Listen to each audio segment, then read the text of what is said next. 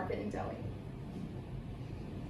To give some history and background, since the late 1800s, American food has been industrialized with all produce being processed and monitored by the U.S. government. When you walk into any grocery store, you see nothing but wall-to-wall, brightly colored packaging. And to be honest, there were no grocery stores, no fast food chains, and no commercialized restaurants quickly and easily obtain food up until pretty recently. But through historical events, present-day government policies, and new agricultural systems, food in America has become more manufactured than ever. Okay. Before the 1900s, really 40% of the workforce was made up of farmers. And we had more traditional households, meaning that the men were more the traditional breadwinners. They worked every day, while the women stayed home and did domestic activities such as cooking and cleaning and taking care of kids. That was until World War I, when there was a huge need to supply food to their children, their families, because everyone was so busy and working. And there was this need for convenience. And along with the production era, this is how canned foods really took off at the time. And then following World War I was obviously World War II, when the food supply was really stretched thin. And this is when the Research and Marketing Act of 1946 happened. And in the coming years, chemical technologies were introduced, such as pesticides, antibiotics, which reduced food waste and supplied a steady and consistent quality of food. Other previous technology advances, such as the tractor and the assembly line, were improved and allowed for a faster turnover rate of produce. At this time, the fast food industry really took off, and name brands like McDonald's became household.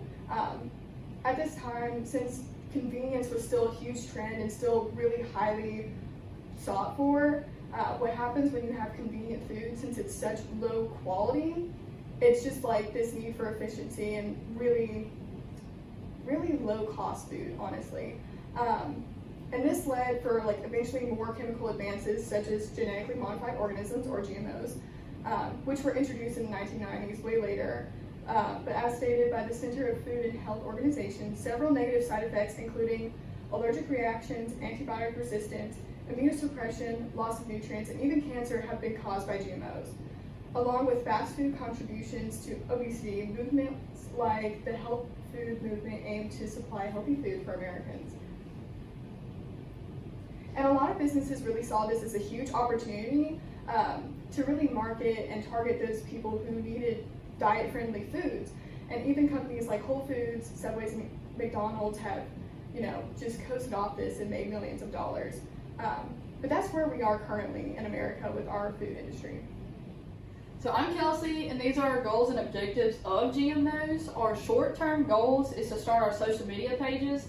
Social media is the #1 board that college students look at to get their information. So if we can get our products and our company based on social media, then that's going to get us the biggest publicity market. We will also hire reliable employees we can base it on social media. So we can look at who they follow and what their posts to see if they're reliable or if they're doing things they don't need to be, that we don't need to advertise as our business.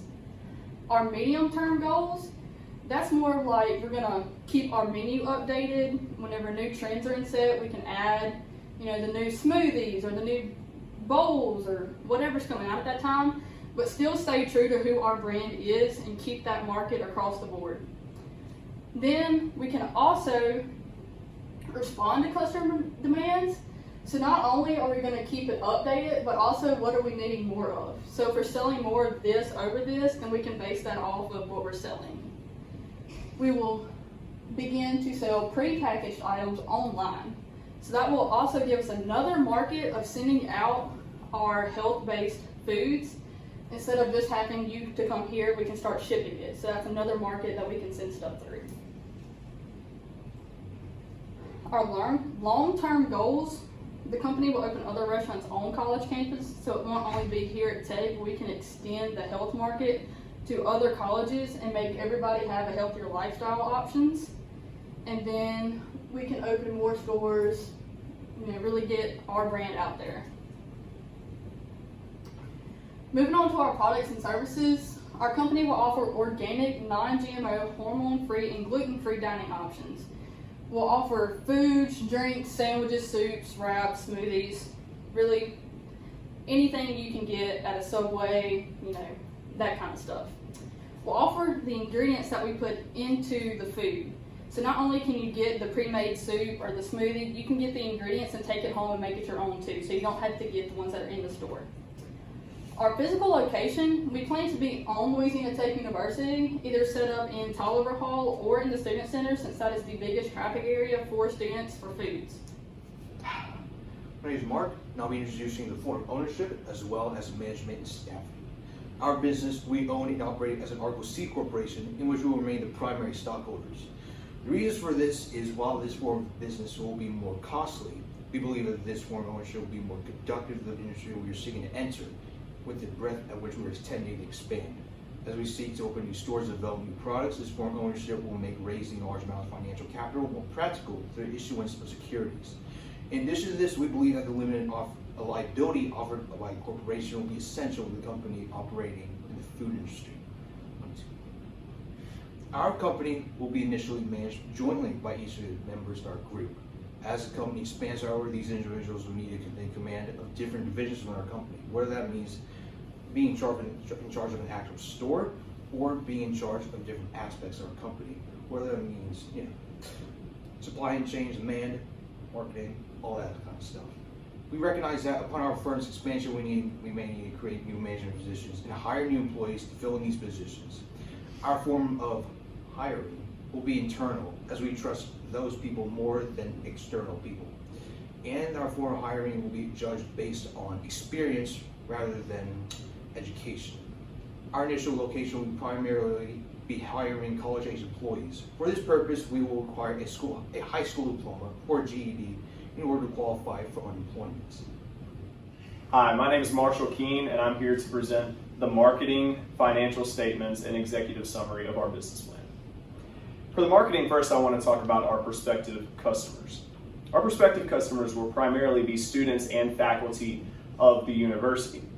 Of course, we're going to market our products to everyone across the area of Ruston and outside of that, but we believe that the student and faculty of Louisiana Tech University will be our highest target, because we'll have the highest number of tech students and faculty coming through the Student Center and Tolliver Hall, where we will be located. As far as our marketing methods, our company will market through campus publicity primarily. So we intend to put out flyers, brochures, everything that we can to try to get our product out there and try to get our name popularized. Another method that we plan to use is marketing through online promotion. As discussed earlier, social media is one of the biggest ways to market to consumers in 2020, and this is how we plan to market our company, GMnO. As far as our competition, we expect our most threatening competition to be other delis and markets in the area, and specifically other delis and markets that sell similar products to ours. However, we do recognize that the lack of such options on college campuses in general opens up a major opportunity for us to reach out to this market base. As we expand, we expect to have sources of competition from all types of organic, non-GMO, and hormone-free products and stores. As far as our financial statements go, the risks that we plan to incur, or that we suspect to incur, are most prominently the high costs that we're going to face with these products. We recognize that non-GMO, organic, and hormone-free products are not inexpensive, and that could be a limiting factor for us in the early stages of our businesses. We do, however, believe that the unmatched customer value that we're going to deliver with our service and with our products are going to compensate for these high startup costs.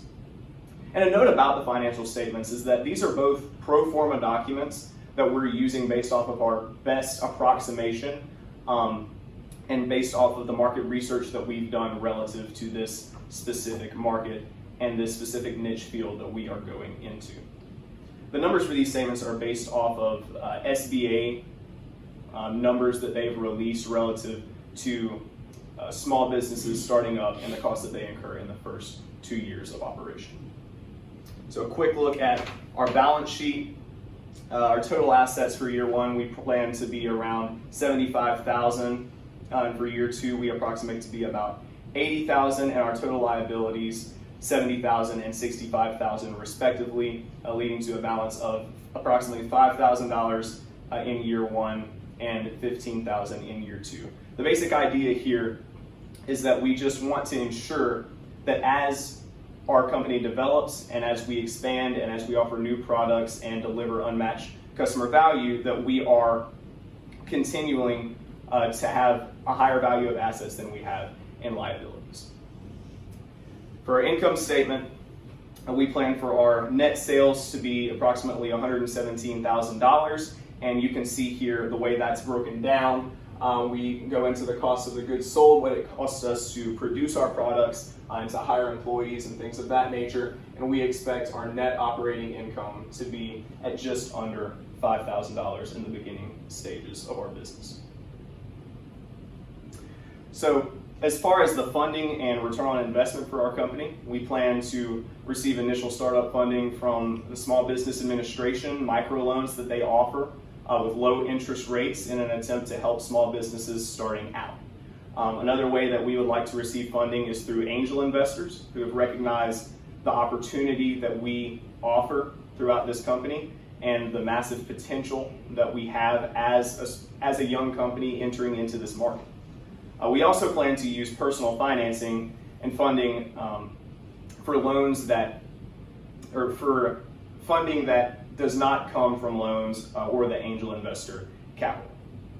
Our company plans to begin operating at a 3% to 5% profit margin, and this is based off of, again, SBA statistics as to what small businesses generally operate at starting out.